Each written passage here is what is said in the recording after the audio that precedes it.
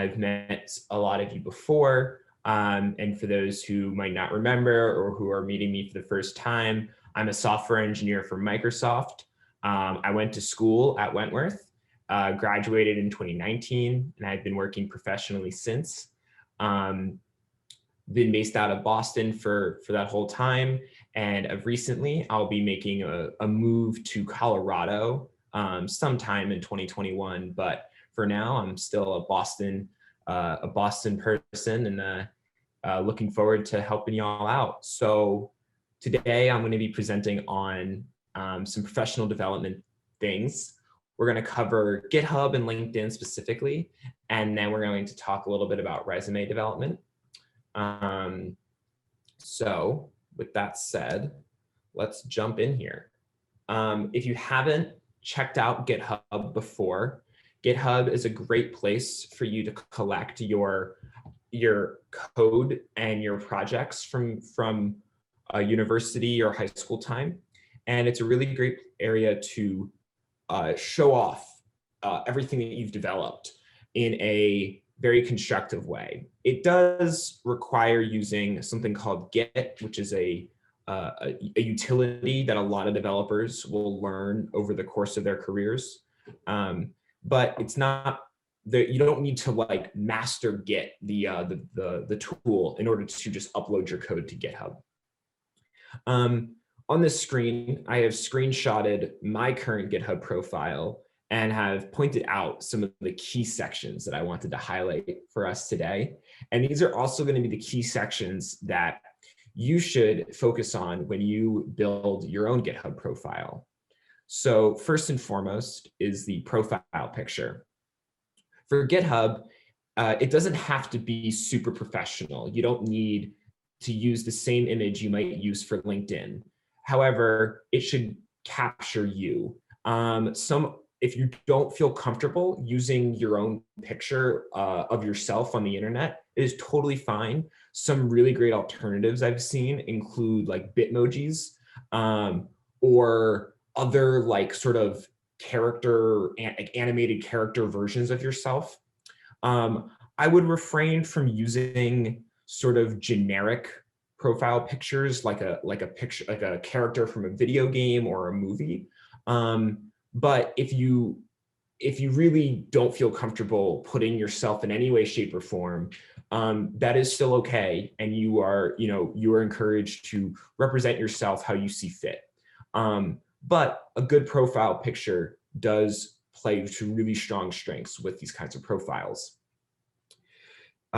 Next on the list is your name and bio. You can see here that I use my full name in my GitHub profile along with my GitHub username, which is the Ethan-Arrowod underneath it.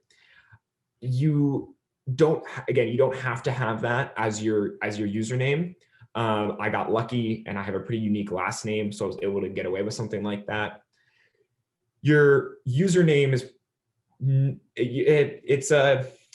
there's a fine line with picking the right username, and we've talked about that before, where obviously you don't want to pick something too silly, but you also don't have to be super straightforward like I have here.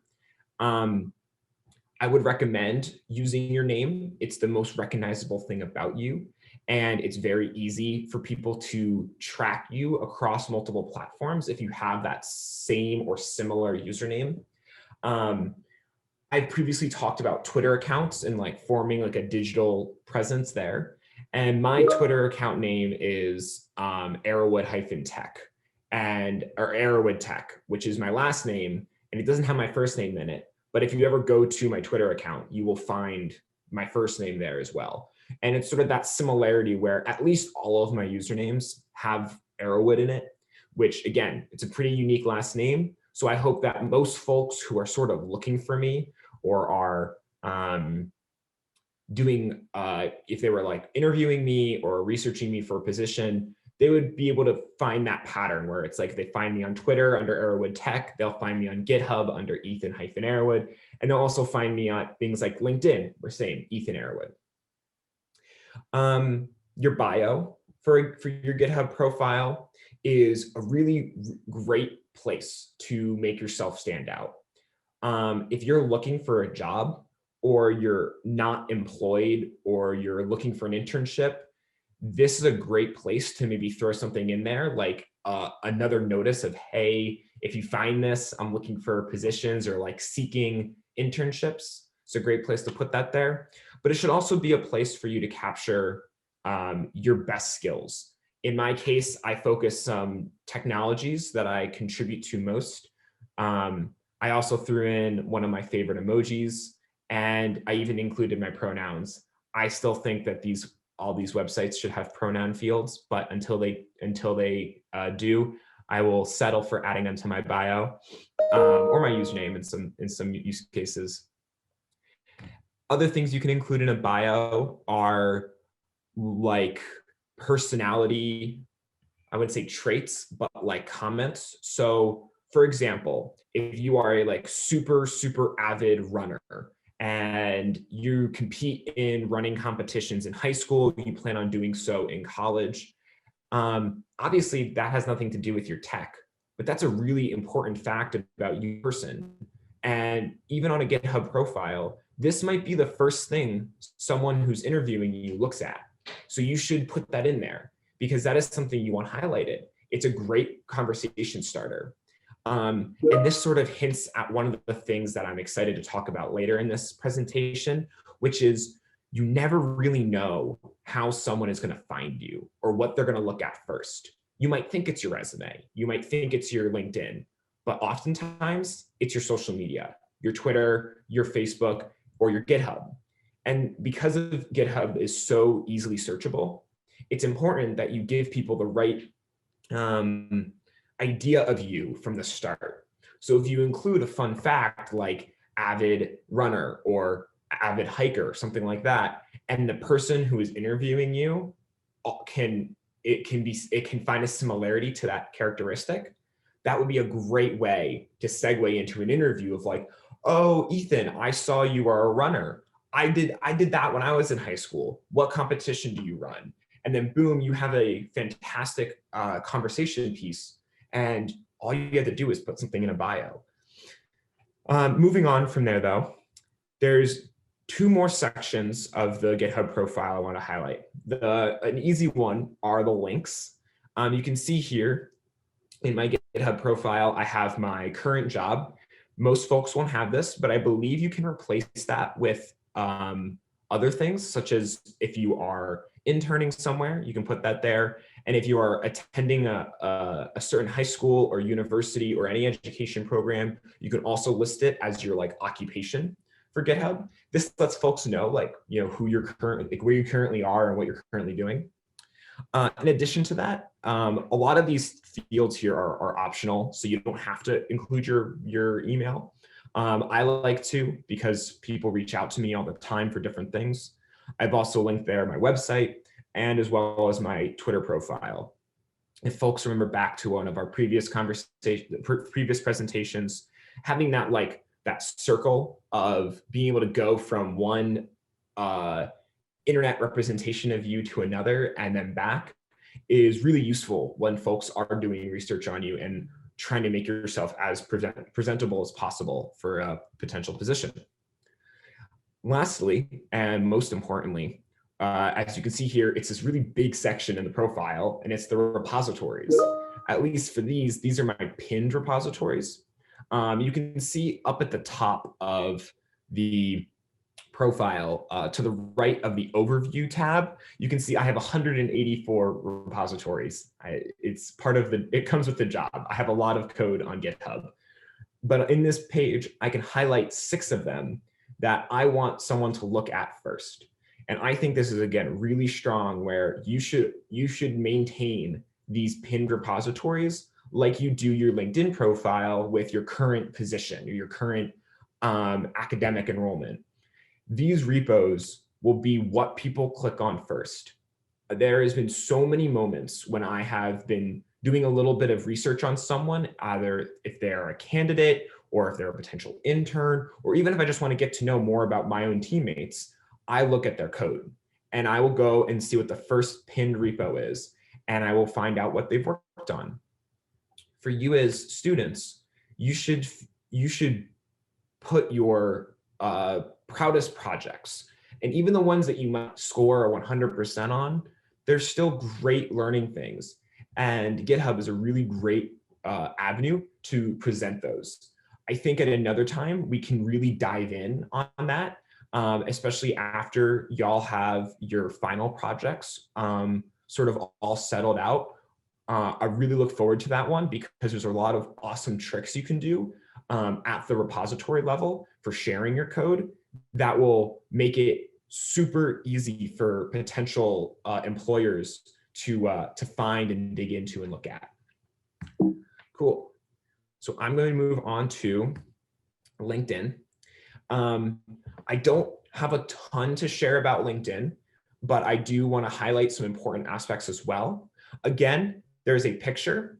I happen to use the same picture for all of my profiles, and it's a sort of outdoorsy hiking photo I got about 2 years ago now, I think. And there's a lot of opinions on what your professional headshot should be. I like, a big part of my personality is my outdoors experience and my outdoors just activities. So I find that profile picture really exemplifies that, where it's very clear that I like being outdoors, because oftentimes the rest of my profile screams, he sits behind a computer screen for 8 hours a day. So for y'all, feel free, I think, to use anything that very well represents you.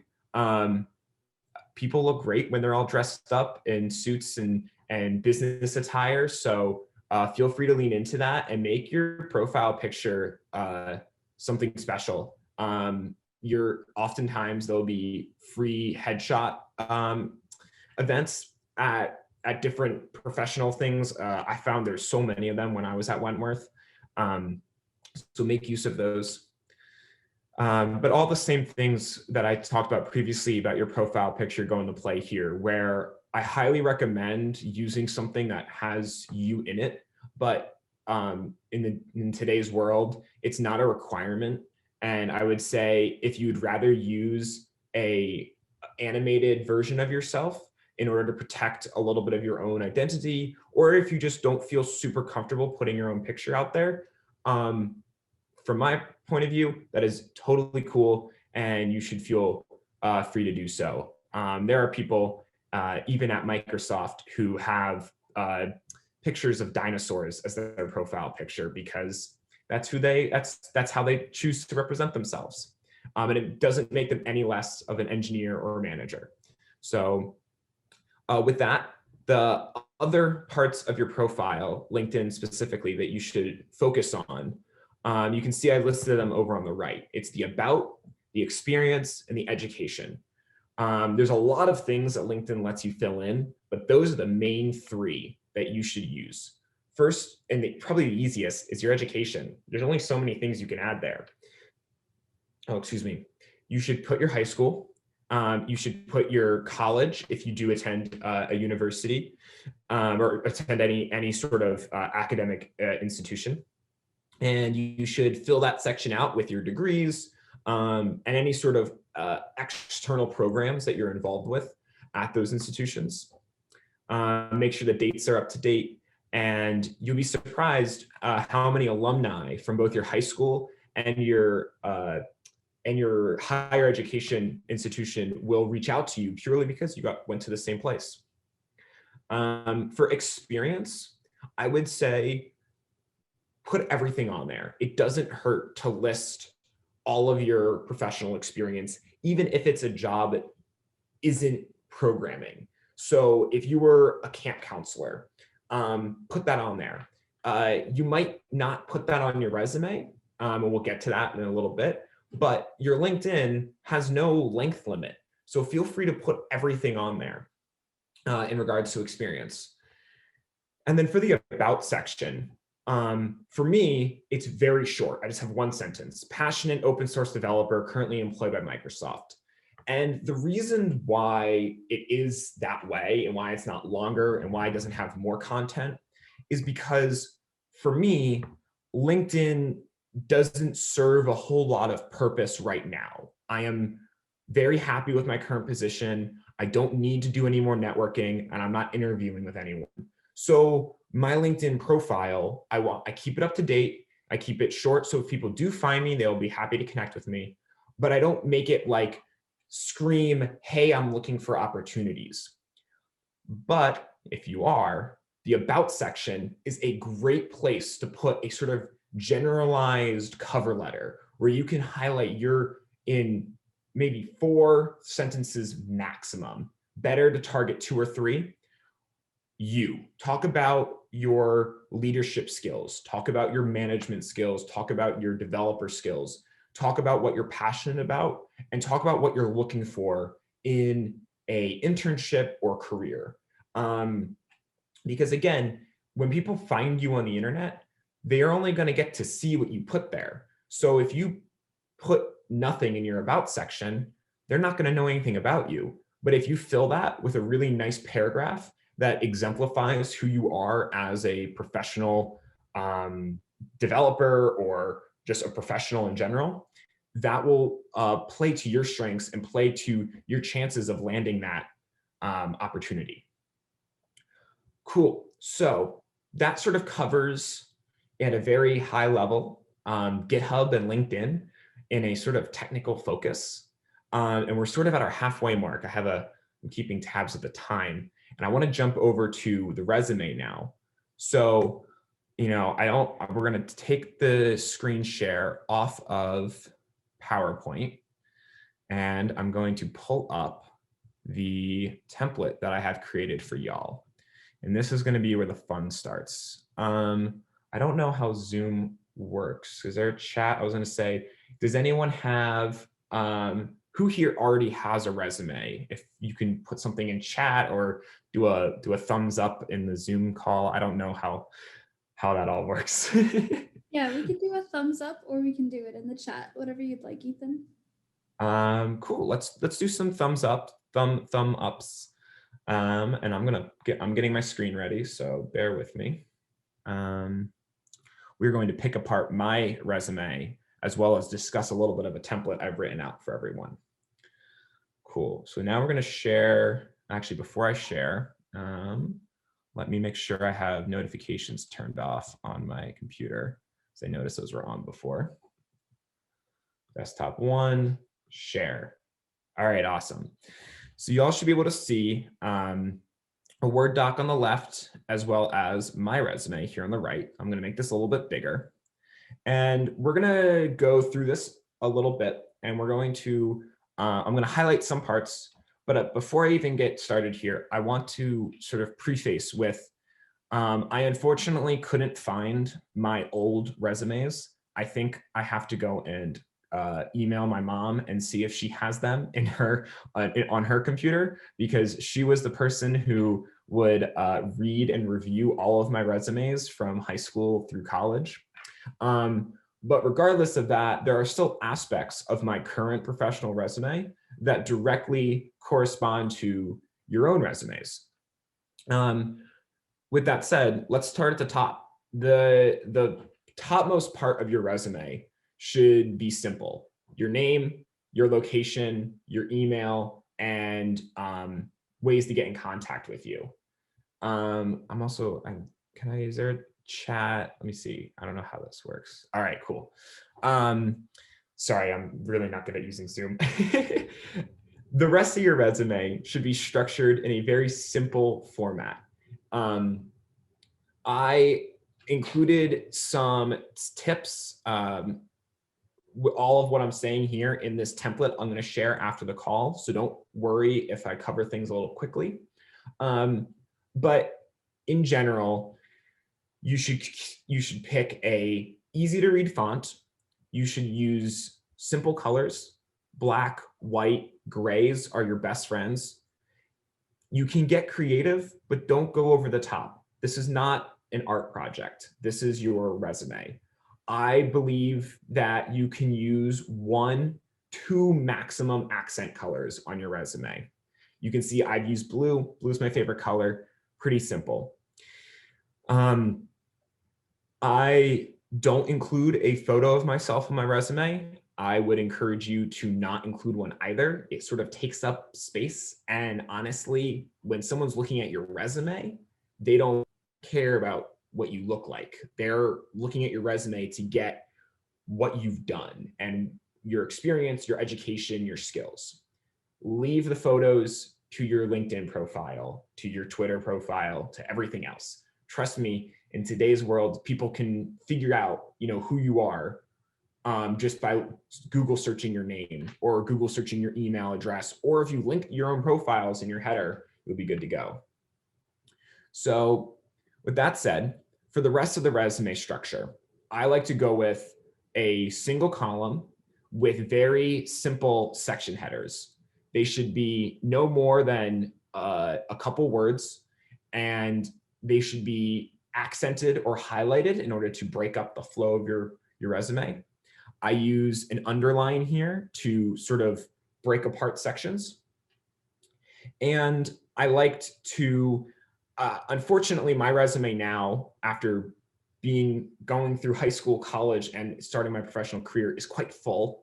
Be okay if yours doesn't look like this. You can play around with font sizes and spacing in order to sort of not fluff your resume, but make it flow a little bit better. It's okay if you don't have a million bullets to include, but just try and space things out. It should never be more than one page, and it should try to focus in on the most important aspects of you. And in that case, it is your, I see a template here. I'm going to review that in just a moment. Using boldface fonts to really drive home certain things. You can see I have used it. I want to highlight my education section because I think that's something very similar that we'll all have.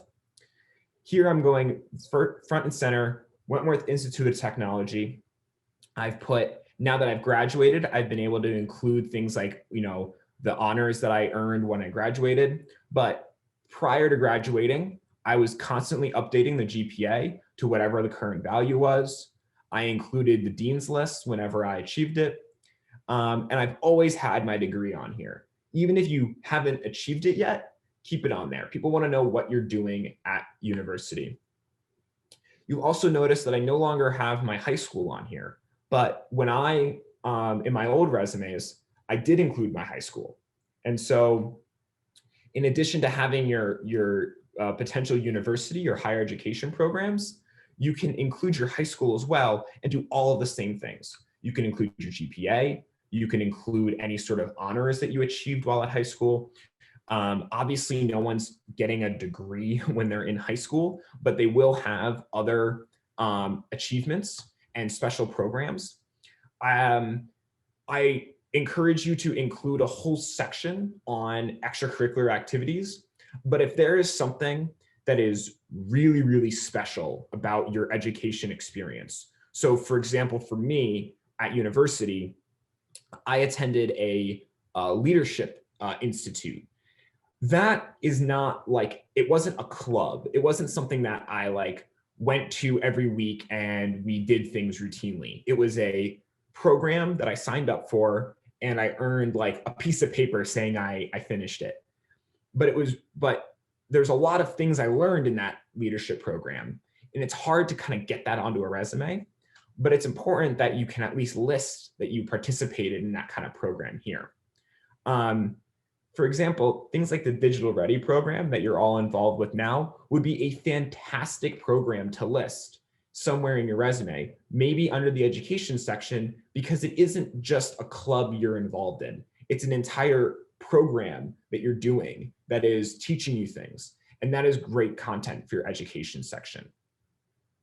So now I'm going to flip over to the template here, and I will be sharing this out with you all. This is a template based on my own resume. And again, I don't have all the answers, and the thing that I'm using might not be the same, it might not work the same for you, but it's a good starting point and it's a perspective. And when you can combine all of the different information you'll get about how to write the best resume, eventually you'll find the one or the way that works best for you. And that is kind of what I'm hoping you get here. So in this template I've included here, I've tailored it towards y'all as high schools and hope, potentially soon to be higher education students. So you will have an education section, as I previously discussed. You'll have an extracurricular involvement section. You can see here that I have listed like a club, a program, an organization.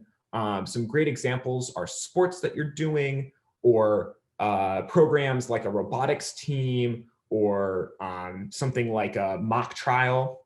And if you're serving any sort of leadership position, make sure you include that here. And then this is the most important part of the resume, is the descriptions for all of the things that you're listing. Those descriptions should use action words.